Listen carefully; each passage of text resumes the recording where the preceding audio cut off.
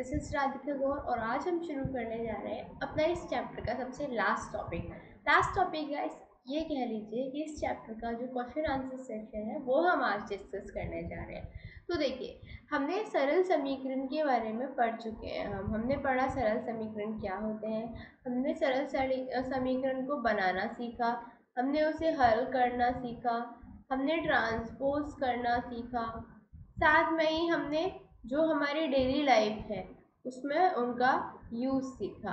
तो ये सारी चीज़ें हम ऑलरेडी सरल समीकरण से रिलेटेड पढ़ चुके हैं। अब इन सरल समीकरण से रिलेटेड कुछ क्वेश्चन आंसर्स दैट इज प्रश्न उत्तर करने की बारी आती है। तो चलिए, इस सेशन में हम कुछ प्रश्न उत्तर के माध्यम से सरल समीकरण को समझने की कोशिश करते हैं। तो चलिए शुरू करते हैं। तो देखिए, पहला क्वेश्चन क्या है। पहला क्वेश्चन ये है कि सचिन द्वारा बनाए गए रनों की संख्या राहुल द्वारा बनाए गए रनों की संख्या से दुगनी है। देखिए, आपको ये इक्वेशन ध्यान रखनी है। क्या है कि जो सचिन ने रन बनाए हैं उनकी संख्या राहुल के द्वारा बनाए गए रनों की संख्या की दुगनी है। उन दोनों ने मिलकर बनाए गए कुल रन एक दोहरे शतक से 2 रन कम है। ठीक है, मतलब दोनों ने जितने रन बनाए हैं वो दोहरे शतक से 2 रन कम है। तो प्रत्येक ने कितने रन बनाए थे ये हमें बताना है। तो सपोज कर लिए राहुल ने कितने रन बनाए, x बनाया, ठीक है, और सचिन द्वारा फिर कितने बनाए जाएंगे, 2x, क्योंकि दुगने हैं, राइट। दोनों का सम मतलब दोनों द्वारा बनाए गए रन कितने, 200 से 2 कम, मतलब 198 है। तो कह सकते हैं कि x प्लस 2x किसके बराबर हो गया, 198 के बराबर। इन दोनों को प्लस करेंगे, 3x किसके बराबर हो गया, 198 के बराबर। x कितना आ गया, 66। क्यों, क्योंकि 198 में डिवाइड करेंगे 3 का, कितने टाइम्स जाएगा, 66 टाइम्स। ठीक है, तो देखिए राहुल द्वारा बनाए गए कितने रन हुए, राहुल ने कितने रन बनाए, x के बराबर मतलब 66 रन।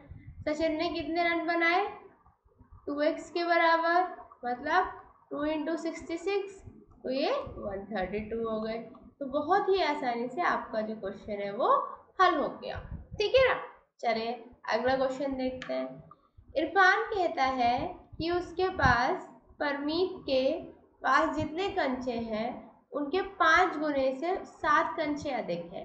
तो इरफान के पास 37 कंचे हैं, तो परमीत के पास कितने कंचे होंगे हमें ये बताना है। तो देखिए, परमीत के पास कुल कितने कंचे हैं, परमीत के पास है m कंचे। सपोज कर लीजिए कि उसके पास m कंचे हैं। ठीक है, किसके पास, परमीत के पास। ठीक है, प्रश्न के अनुसार इरफान के पास कितने हुए, इरफान के हुए जो परमीत के पास है उसका 5 गुना और उसमें 7 और जोड़ दो, और ये सब मिला के उसके पास 37 कंचे हैं। क्लियर। तो अब हमें m की वैल्यू निकालनी है। यहाँ से जब हम m की वैल्यू निकाल लेंगे तो परमीत के पास कितने कंचे हैं इसकी वैल्यू हमें पता चल जाएगी। तो देखिए 5m इज इक्वल टू हो जाएगा 37 माइनस 7, तो 5m इज इक्वल टू हो जाएगा 30। तो यहाँ से m इज इक्वल टू कितना आ जाएगा, 30/5। इसको डिवाइड करेंगे, m इज इक्वल टू आ जाएगा 6। तो परमीत के पास कितने कंचे हुए, परमीत के पास हुए 6 कंचे। कितने कंचे हुए, 6 कंचे। तो देखिए ये क्वेश्चन भी आपका कितनी आसानी से हल हो गया। तो क्वेश्चन को हल करने के बहुत आसान तरीके होते हैं, बस आपको प्रॉपरली इक्वेशन बनानी है और फिर जो भी चर है, जो भी वेरिएबल है उसकी वैल्यू हल कर देनी है। अगला क्वेश्चन देखिए, जो इरेबल है वो सोचती है कि एक संख्या सोचती है, ठीक है, उसमें हमें 19 जोड़कर योग को 5 से भाग देती है, तो उसे क्या मिलता है, 8 प्राप्त होता है। क्लियर। सबसे पहला ये क्वेश्चन है, ये अलग अलग क्वेश्चन है। और दूसरा क्वेश्चन ये है। पहले फर्स्ट करते हैं। देखिए, तो इनेबल ने सपोज करो एक संख्या सोची n, ठीक है, उसमें उसने क्या जोड़ा, 19। क्या जोड़ा, 19, और 19 जोड़ के उसको भाग किससे दिया, 5 से, मतलब ये n में उसने 19 जोड़ा और उसे 5 से भाग दे दिया, और ये किसके बराबर आया, उसे 8 प्राप्त हुआ। तो ये बन गई हमारी इक्वेशन। क्या बन गई है हमारी इक्वेशन। अब देखिए यहाँ से हमें क्या करना है, n की वैल्यू निकालनी है। तो हम क्या करेंगे, इधर 5 को इधर ट्रांसपोज कर देंगे, तो n plus 19 is equal to 8 into 5 हो जाएगा। यहाँ से 8 पंजे 40 हो जाएगा, तो n प्लस 19 40 के बराबर हो गया। अब इस 19 को हम इधर ले जाएंगे ट्रांसपोज करके, तो n बराबर हो गया 40 माइनस का 19, तो n बराबर हो गया 21।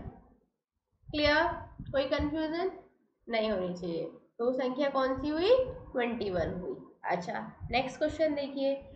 अनवर एक संख्या सोचता है, अनवर ने एक संख्या सोची, ठीक है। सपोज करो उसने x सोचा, वह इस संख्या के 5/2 में से 5/2 संख्या का उसमें से 7 निकाल देता है, तो उसे 11/2 मिलता है, ठीक है। ये क्या हो गई हमारी? इक्वेशन हो गई। क्या हो गई? इक्वेशन हो गई, ठीक है। यहाँ से हमें x की वैल्यू निकालनी है। तो देखिए x की वैल्यू निकालने के लिए हम क्या करेंगे? ट्रांसपोज कर लेंगे। पहले -7 को इधर ले आएंगे, तो 11/2 प्लस 7 हो जाएगा। इसको सॉल्व करेंगे तो इतना आएगा। इसको सॉल्व करेंगे तो 5/2x इज इक्वल हो जाएगा 25/2। तो यहाँ से 5x की वैल्यू हो जाएगी 25 इंटू 2/2, 2 से 2 कैंसिल हो जाएगा, 5x इज इक्वल टू 25। यहाँ से x इज इक्वल हो जाएगा 25/5, सो x की वैल्यू आ जाएगी 5। तो बेसिकली वो संख्या कौन सी सोची उसने? 5 संख्या सोची, ठीक है ना। तो देखिए कितनी आसानी से हल निकल गया।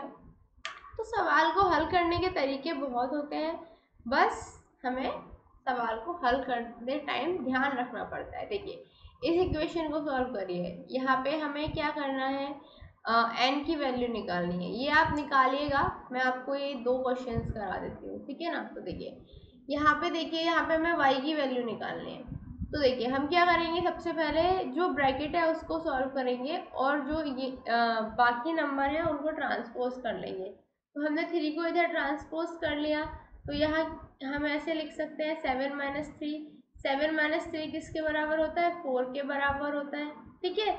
अब इस -2 को भी ट्रांसपोज कर लेंगे इधर, तो 2 माइनस वाई किसके बराबर हो जाएगा? 4/-2 के। इसको कट कर देंगे तो यहाँ पे बचेगा 2 किसका? -2 का। तो यहाँ बचेगा 2 minus Y is equal to -2। तो यहाँ से -y इज इक्वल टू -2, क्योंकि ये वाला 2 भी हमने ट्रांसपोज कर लिया, तो -y इज इक्वल टू -4 बचेगा। तो हम लिख सकते हैं y इज इक्वल टू 4 बचेगा। क्लियर? सेकंड क्वेश्चन देखिए, ये क्वेश्चन था, इसमें भी हम क्या करेंगे? सबसे पहले हम -4 की इंटू कर लेंगे, 2 से भी और x से भी। तो -4 इंटू 2 -x इंटू -4 बराबर 9 हो गया। तो देखिए 4 दूनी 8 हो गया, 4 दूनी 8 हो गया, और ये माइनस का 4x हो गया, ठीक है। अब देखिए हम क्या करेंगे? माइनस के 8 को ट्रांसपोज कर लेंगे इधर, तो ये आ जाएगा 9 प्लस 8। क्या आ गया? 9 प्लस 8। तो यहाँ से देखिए 9 प्लस 8 होते 17, तो 4x इज इक्वल टू आ गया 17। तो यहाँ से x इज इक्वल टू आ गया 17/4। ये भी क्वेश्चन देखिए कितनी आसानी से आपका हल हो चुका है। आगे बढ़ते हैं। देखिए आगे भी हमारी इक्वेशंस ही है हमारे पास, इस इक्वेशन को हल करते हैं। तो देखिए यहाँ पे क्या है? 28 बराबर 4 plus 3 in bracket t plus 5 है। तो हम क्या करेंगे? पहले इस 4 को इधर ले जाएंगे, ट्रांसपोज कर लेंगे, ठीक है। तो 28 minus 4 is equal to 3t plus 5, ठीक है। तो 24 बचेगा is equal to 3t plus 5। इस 3 को भी इधर ले जाएंगे, तो 24/3 बचेगा is equal to 3t plus 5। 3 अट्ठे 24 होते हैं, t प्लस 5 किसके बराबर आ गया? 8 के। तो यहाँ से फिर देखो इसको हम लिख सकते हैं, t प्लस 5 को हम कैसे लिख सकते हैं? हम लिख सकते हैं 8 minus 5 is equal to t। तो t बराबर कितना आ जाएगा? 3। तो बहुत आसानी से देखिए ये क्वेश्चन भी आपका हल हो गया। आगे देखिए ये वाला क्वेश्चन देखिए, इसमें भी हमने ट्रांसपोज किया। हम क्या किया? सबसे पहले 0 माइनस 16 लिया is equal to 4m minus 6, ठीक है। अब इसको हम लिख सकते हैं माइनस का 16/4 बराबर m माइनस 6। 4 से 4 बार जाएगा, तो हम लिख सकते हैं m माइनस 6 बराबर हो गया माइनस का 4। तो m is equal to minus का 4 प्लस का 6, तो m इज इक्वल टू कितना बचेगा? 2, ठीक है। तो m की वैल्यू आ गई हमारी 2। तो देखिए कोई भी क्वेश्चन है आपको हल करने से पहले ट्रांसपोज करना है और फिर जो चर वेरिएबल है उसकी वैल्यू निकाल देनी है। आसान बहुत होता है, बस थोड़ा माइंड का इस्तेमाल आपको करना पड़ेगा। नेक्स्ट क्वेश्चन देखिए। इस क्वेश्चन में भी क्या है, इस क्वेश्चन में भी सिर्फ वही है जो अभी मैंने क्वेश्चन कराया है एग्जैक्टली। शायद स्लाइड सिमिलर हो गई है, तो ये आप निकाल सकते हैं, मैं अभी आपको करा के चुकी हूँ। आगे देखिए, पहले चर को पृथक करना है। हमें क्या करना है, पहले चर को पृथक करने वाला चरण बताना है, उसके बाद समीकरण को हल करना है। तो जैसे देखिए x minus one is equal to 0 है, इसको हमें पृथक करना है चर को। तो इसका मतलब इधर भी हम +1 जोड़ सकते हैं, इधर भी +1 जोड़ सकते हैं। तो यहाँ पे देखिए x minus one plus one is equal to 0 +1 हो जाएगा, ये कैंसिल हो जाएंगे, तो x इज इक्वल टू 1 आ जाएगा। दोनों पक्षों में एक जोड़ के हमें ये ज्ञात होता है। ये देखिए, इसमें क्या करेंगे, x plus one is equal to 0 है, तो यहाँ पे -1 कर देंगे, यहाँ पे भी -1 कर देंगे, ये कैंसिल हो जाएगा, x इज इक्वल टू -1 आ जाएगा। तो ये क्या हमें प्राप्त हुआ, दोनों पक्षों से एक घटने पर। ये देखिए, x minus one is equal to 5 है, तो इधर भी हम +1 कर लेंगे, इधर भी +1 कर लेंगे, ये कैंसिल हो जाएंगे, x इज इक्वल टू आ जाएगा 6। ये कैसे प्राप्त हुआ, दोनों पक्षों पे एक जोड़ने पर हमें ये प्राप्त होता है। ठीक है, नेक्स्ट क्वेश्चन देखिए। क्वेश्चन क्या कहता है कि -p/3 5 के बराबर है। तो हमें क्या करना है, दोनों पक्षों में -3 से गुणा कर देंगे, तो ये बचेगा -p/3 इंटू 3 बराबर 5 इंटू 3, 3 से 3 कैंसिल हो जाएगा, तो p इज इक्वल टू -15 बचेगा। ठीक है, ये देखिए नेक्स्ट क्वेश्चन। सबसे पहले हम क्या करेंगे, दोनों पक्षों को 4 से गुणा कर देंगे, तो 3p/4 is equal to 6 into 4, तो ये बचेगा यहाँ पे इंटू 4, 4 से 4 कैंसिल, 3p बराबर 24, तो p बराबर 24/3, तो कितना बचेगा 8, p बराबर 8 बचेगा। ये भी देखिए कितनी आसानी से सॉल्व हो गया। अगला क्वेश्चन देखिए, 3s इज इक्वल टू -9, तो s इज इक्वल टू -9/3, 3 से 3 कैंसिल, 3 से 9 टाइम्स 3 से 9 3 टाइम्स जाएगा, तो s इज इक्वल टू बचेगा -3। देखिए, तो बहुत ही आसानी से ये क्वेश्चन भी हमारा सॉल्व हो गया। अगला देखिए, अगला क्वेश्चन हमारा ये कहता है कि जांच कीजिए कोष्टकों में दिए हुए मान दिए गए संगत समीकरण के हल हैं या नहीं है। तो सबसे पहले देखिए, n+1 इज इक्वल टू 19 है, इसमें हमें बताना है कि n इज इक्वल टू 1 उसका हल है या नहीं। तो हम क्या करेंगे, LHS में n इज इक्वल टू 1 रखेंगे, आंसर हमारा RHS आना चाहिए, तो हल है वरना नहीं है। तो देखिए n+1, यहाँ पे n की जगह 1 रखेंगे, तो इज इक्वल टू कितना आएगा, 6 आएगा। सिंपल सी बात है, n+1 है इज इक्वल टू 19 बता रहा है, n की जगह यदि 1 रखेंगे तो 1+1 इज इक्वल टू 19 आना चाहिए। बट यहाँ पे क्या होगा, n+5 है, तो देखिए 6 19 के बराबर नहीं होता, मतलब LHS हमारा RHS के बराबर नहीं है। यदि ऐसा नहीं है तो n इज इक्वल टू 1 समीकरण का भी हल नहीं है। समझ आया।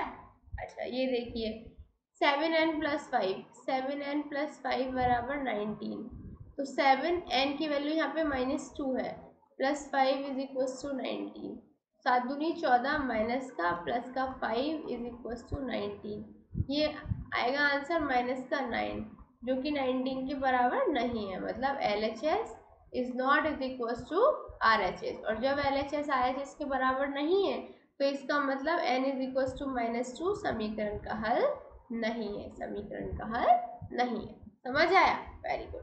ये देखिए 7n+5 बराबर 19, इसमें हम n इज इक्वल टू 2 रखेंगे, क्लियर। तो यहाँ देखेंगे कि 7 इंटू 2 + 5 बराबर 19, 7 दूनी 14 + 5 बराबर 19, 14 + 5 कितने होते हैं, 19 होते हैं, और 19 19 के बराबर है, मतलब LHS किसके बराबर है, RHS के बराबर। तो इसका मतलब क्या हुआ, n इज इक्वल टू 2 समीकरण का हल है। तो ऐसे ही हम फाइंड आउट कर लेते हैं। तो देखिए अगला क्वेश्चन देखते हैं। क्वेश्चन क्या कहता है हमारा? क्वेश्चन कहता है समीकरणों को सामान्य कथनों के रूप में लिखना है। तो जैसे p plus 4 is equal to 15, इसको लिख सकते हैं हम कि संख्या p और 4 का योग 15 है। ये हम कथन के रूप में लिख सकते हैं। m minus 7 is equal to 3 को लिख सकते हैं। m में से 7 घटाने पर 3 प्राप्त होता है। देखिए 4p minus 2 is equal to 18 को क्या लिख सकते हैं? हम लिख सकते हैं कि एक संख्या x, ये हमारा कौन सा है? 7th है, ठीक है। इसको लिख सकते हैं कि 4 का p गुना में से 2 घटाने पर 18 प्राप्त होता है। क्या? ठीक है। नेक्स्ट क्वेश्चन देखिए, p upon 2 plus 2 is equal to 8। तो हम कह सकते हैं यदि p के आधे में 2 जोड़े तो आपको 8 प्राप्त होता है, ठीक है। तो ये क्वेश्चन भी हम आसानी से ऐसे हल कर सकते हैं। तो आज हमने क्या सीखा? आज हमने जो हमारा चैप्टर था सरल समीकरण, उससे रिलेटेड कुछ क्वेश्चंस को डिस्कस किया और हमने देखा कि कैसे हम आसान तरीके से सरल समीकरण के सवालों को हल कर सकते हैं। आज के लिए इतना ही, मिलते हैं अब अपने अगले चैप्टर में। तब तक के लिए शुक्रिया एंड गुड बाय।